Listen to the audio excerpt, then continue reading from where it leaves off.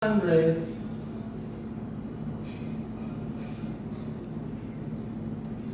10K. No? 50 times 800 40K. 50 times 16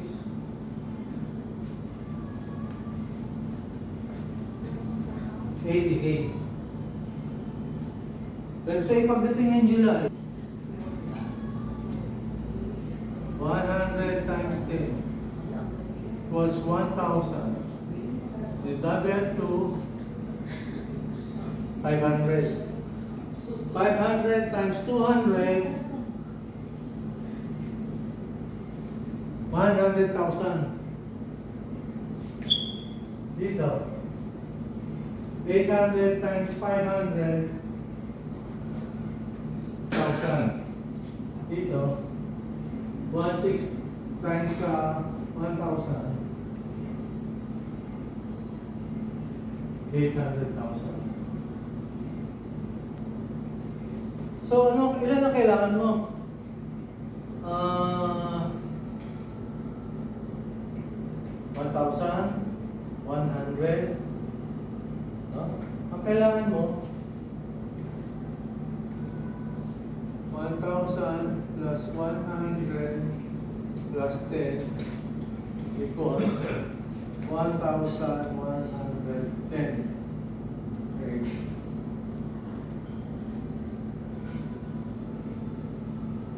Ngayon, ang gagawin natin, so, number 1, si Bal.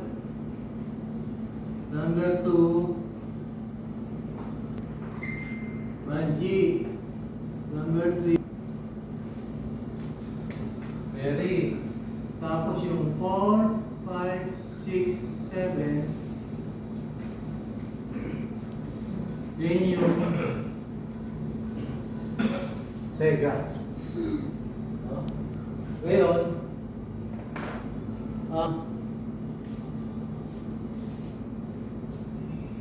mas maganda kung kilala natin, mga kamag-anak natin, i-pesto natin dito. Eh po pwede yung di ba 7 lang po yan? Pwede ba mag-class ng 3 dyan? Para sa Mirai. Kasi sila, mayroon silang samahan na mapupuntahan din sa Mirai. Pwede. Kasi yung 4, 5, 6, 7 mapunta sa Siga, and then yung 8, 9, 10 mapunta sa tatrabahuin ng Mirai. Asosasyon ng Mirai, kay Mary yun.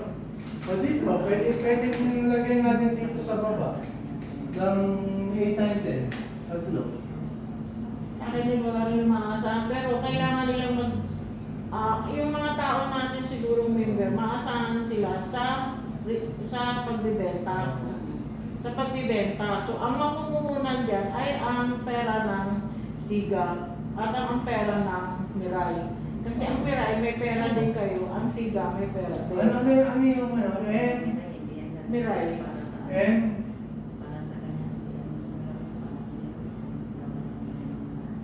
Ganyan, Mirai? REI.